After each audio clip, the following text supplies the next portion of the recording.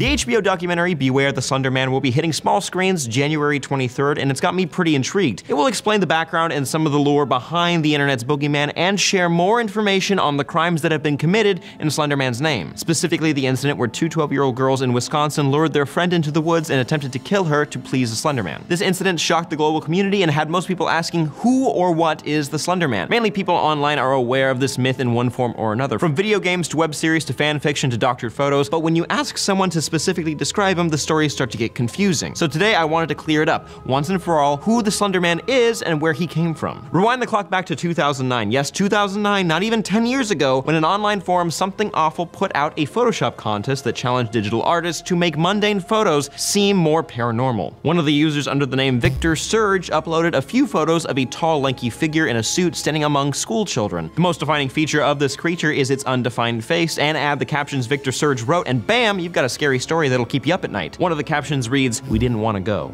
We didn't want to kill them, but its persistent silence and outstretched arms horrified and comforted us at the same time." 1983, photographer unknown, presumed dead. While the second photo reads, "One of two recovered photographs from the Sterling City Library blaze, notable for being taken the day which 14 children vanished and for what is referred to as the Slender Man. Deformities cited as film defects by officials. Fire at library occurred 1 week later. Actual photo confiscated as evidence." 1986, photographer Mary Thomas, missing since June 13th, 1986. Pretty spooky stuff. Victor Surge, or Eric Knudsen, his real name, stated that he was inspired by a number of different sci-fi and horror properties, H.P. Lovecraft, Silent Hill, Stephen King's The Mist, and so on. Also, it can't be a coincidence that his username is Victor Surge, which is similar to DC's Victor Sage, whose secret identity is the question, and both of these fictional characters share a missing face and suit. Just my thoughts. Many individuals have tried to tie the origin of Slenderman back to classic myths, but most don't stick. Some accounts state that the Slenderman was observed by early humans and documented in cave paintings, while others state that the Slenderman could be Der Grossmann, a German folklore, or even maybe the Tree Man, an English cautionary tale that was meant to keep children from running off into the woods. But again, Knudsen created this specific urban legend. Now, some of you might be asking, what makes something an urban legend or folklore? These can be roughly defined as a belief or story that is collectively built by a number of people without anyone knowing the true origin of the tale. While you can do some research and find the person who created the Slenderman, many other groups and individuals are actually responsible for Slenderman's rise in popularity and mystery. I was introduced to the idea of Slenderman by the YouTube web series Marble Hornets. This YouTuber would upload old tapes from his friend's canceled film project and noticed a figure in the background of most of these videos, or this figure following his friend around, stalking him. It unfolds into this giant mystery, which I suggest you check out. I love it. However, the biggest boost in Slenderman's popularity were the Slender games. Most of you remember, you were tasked to find notes or tapes hidden in this forest while you were being hunted by the Slenderman, and your only weapon is a flashlight. There are also fan films, online stories written about the character, and so on and so forth, and collectively this propelled the character into mainstream popularity. I still believe there's a plan to make a Slenderman film that's going to be produced by Screen Gems, and they have a director attached, but I'm not so sure this is the best time to make this movie, what with the Wisconsin incident back in 2014. Now, as for his appearance, for the most part, the Slenderman has been described as an extremely tall, lanky figure who is missing his face and sometimes has tentacles coming out of his back. Sometimes his face can even change depending on the story you're reading. He's usually out to lure children to follow him into the woods, sometimes adults as well. Sometimes he has a reason, sometimes he doesn't. The most interesting characteristic, in my opinion, is the Slender Sickness, as some have called it, where people actually become physically ill when they are in close proximity to the Slenderman. They begin vomiting or losing consciousness altogether. Slenderman is also known for altering or distorting recording devices when he is near. Now, Beware the Slenderman will focus on the stabbing incident that occurred, but there have been other crimes that this internet myth has been accused of having a hand in. One example, in September 2014, a 14-year-old girl set her family's house on fire with her brother and mother still inside. Everyone made it out okay, but during the investigation, the police found that the girl had been reading a number of Slenderman stories. There are other incidents, but my goal of this video is to clarify the origin of this myth. While it is impressive to see a piece of fiction rapidly become internet folklore, it is still just that, a piece of fiction. But that's it from me. Let me know what your thoughts are on the Beware the Slenderman documentary and what other Slenderman fiction you enjoyed when you were growing up. Be sure to like this video, share, and subscribe. Also click that notification icon on our channel page in the YouTube app. That way you can stay up to date on all of our videos. I'm Sam Basher, and I'll see you guys next time. So here's a list of the long tradition of things Star Wars ripped off. Why is everyone older? Why does it look like X-Men are taking on Mad Max? Why is Professor X growing hair back?